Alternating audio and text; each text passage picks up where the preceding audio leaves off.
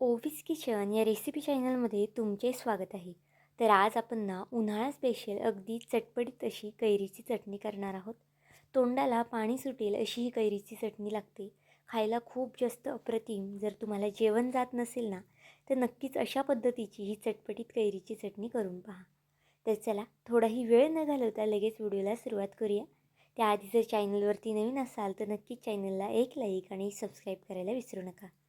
आता इथे कैरीची चटणी करण्यासाठी मी पुदिना घेतला आहे, कैरी घेतली आहे कट करून, भरपूर असं लसूण, खोबरं, भरपूर अशी कोथिंबीर घेतली आहे आणि चवीनुसार मिरच्या घेतल्या आहेत.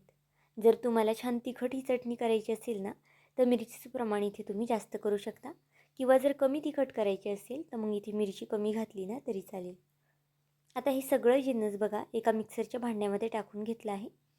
आता त्यात चवीनुसार मीठसुद्धा घालून घ्यायचं आहे आणि अगदी थोडीशी साखर घालायची आहे. साखर घातल्यामुळे कैरीची जी चटणी आहे ना ती अजून जास्त खायला छान लागते. आता हे आपल्याला पाणी टाकून अगदी बारीक असं वाटून घ्यायचं आहे. तरी ते पाहू शकता पाणी टाकून अगदी बारीक अशी ही पेस्ट मी करून घेतली आहे कैरीची.